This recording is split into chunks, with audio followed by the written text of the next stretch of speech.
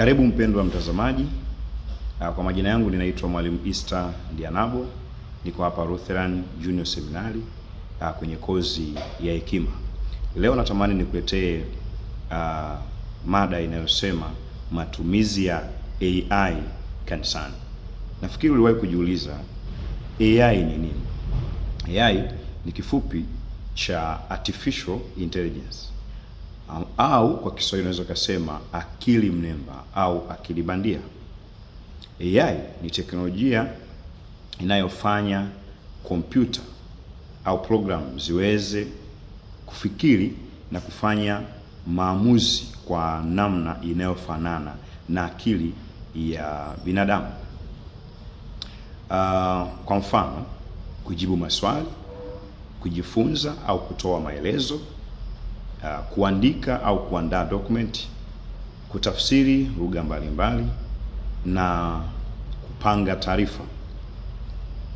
Matumizi ya AI kanisani yanaweza yakawa ya faida au yakaleta hasara kanisani kwa kutegemea mtu anayetumia teknolojia hii. Mfano, hizi ni baadhi ya faida ya kutumia AI kanisani.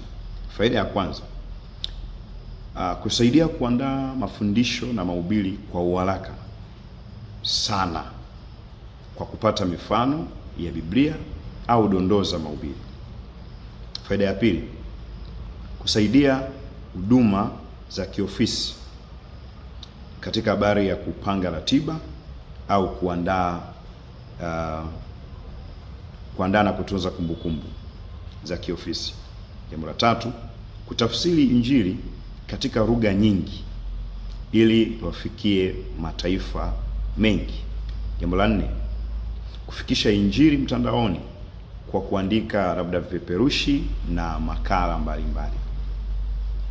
Kusaidia uandishi wa vitabu vya mafundisho, mfano kufanya au kupanga mawazo ya mwandishi, lakini pia na kuhalili maandiko ya vitabu. Faida ya sita, kutengeneza video za Injili na zana za kufundishia, mfano picha za kufundishia watoto. Jambo la saba, faida ya saba, kufikisha Injili nyumbani. Kwa mfano, mtu unaweza ukawa unasoma ujumbe fulani kwenye kitabu fulani na hujaelewa huo ujumbe una maana gani. Unaweza ukachukua ule ujumbe ukauliza kwenye teknolojia hii na ikakufafanulia zaidi. Kwa hiyo hata pale nyumbani wote mkaweza kuelewa ujumbe huu ulikuwa unamaanisha nini. Lakini pia zipo hasara ambazo zinaweza zikatokea kanisa likapata hasara. Jambo la kwanza, kupunguza utegemezi kwa Mungu kwa kutegemea teknolojia badala ya maombi na kusoma Biblia na uongozi wa Roho Mtakatifu. Watu wanaweza kupenda kutumia sana teknolojia hii kuliko kwenda kumuuliza Mungu, kuomba na kusoma Biblia, kwa sababu wanaweza kupata majibu yao kwa uharaka sana. Hasara ya pili, taarifa zisizo sahihi. AI kuna wakati inaweza ikaleta taarifa ambazo sio sawa sawa. Inaweza ikakosea, au kuna mtu ambaye ameweka tafsiri ambazo sio sawa sawa, alafu ukazipokea na ukawalisha watu. Jambo la tatu, kupunguza ubunifu kwa mhubiri au watumishi. Kuna watu ambao wanatumia sana AI na hawataki kuumiza vichwa vyao. Kwa hiyo hata ubunifu unaweza ukapungua wa kuandaa mahubiri kwa sababu wanategemea teknolojia hii. Hii ni hatari sana. Lakini pia hatari nyingine ni kupotosha mafundisho. Kuna watu wanaweza kaweka data ambazo sio za ukweli kwenye mtandao huu, na wewe ukazipakua, ukazipata na ukaenda kuwalisha watu matango poli. Kwa lazima watumishi tuwe makini. Kama wewe ni mtumishi, lazima uwe makini kutumia mtandao huu au teknolojia hii. Jambo la tano, kupunguza mahusiano ya kiroho na ya kibinadamu. Tunajua kwamba mtu unaweza kuwa unatamani kujifunza kitu fulani, ukimfuata mchungaji au mtumishi wa Mungu yeyote, pale mtakapokuwa mnazungumza kuna hali fulani unayokuwa nayo, kwa sababu tumezoea, sisi wanadamu tumezoea kuwa na upendo, kutamani kushirikiana na watu wengine, lakini na uhalisia wa mtu, uwepo wa mtu mahali pale. Kwa hiyo AI inaweza ikawafanya watu wasiwe na tabia ya kwenda kuwafuatilia watu fulani na kujifunza kwao, na hii inaweza ikaleta hata upweke kwa watu, kwa sababu anapata kile anachokihitaji akiingia tu mtandaoni.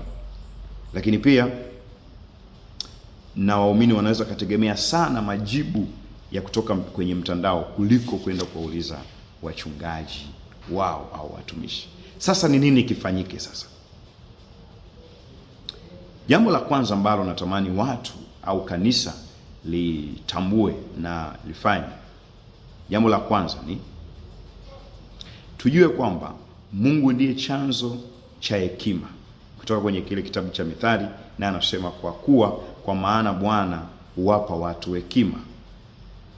Kwa tutumie AI kwa hekima. Jambo la pili, teknolojia inaweza kutumiwa kwa mema au mabaya.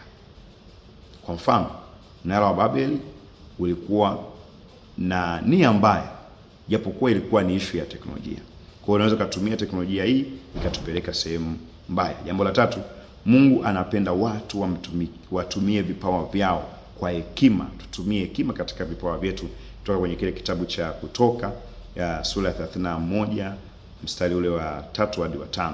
Mungu alimpa Bezaleli hekima na akili. Kwa tutumie, tumtegemee Mungu kupata akili, lakini pia hekima hii kitoka kwa Mungu lazima itatumika vizuri.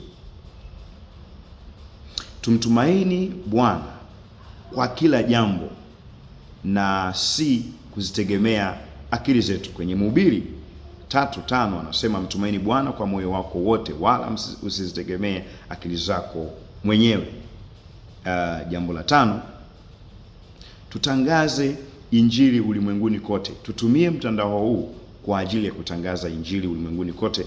Kitabu kile cha Mathayo 24:14 anasema injili ya ufalme ihubiriwe ulimwenguni kote. Na jambo la 6, kila kitu kifanywe kwa utukufu wa Mungu. Kutoka kwenye kile kitabu cha Wakorinto wa kwanza sura ya 10 mstari wa 31 anasema mtendapo neno lolote fanyeni yote kwa utukufu wa Mungu. Hitimisho.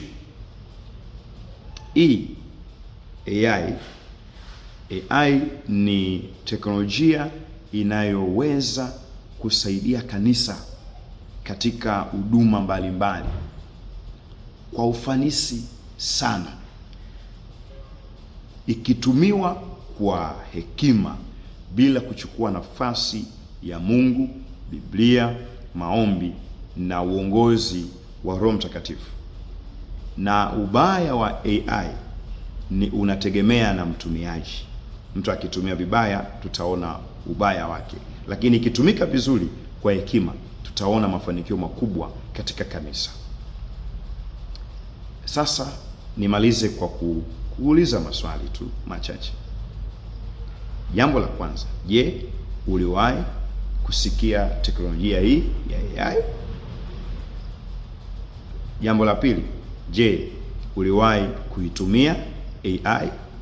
Na jambo la tatu, swali la tatu, je, ulipata faida gani au changamoto gani ulipotumia teknolojia hii ya AI?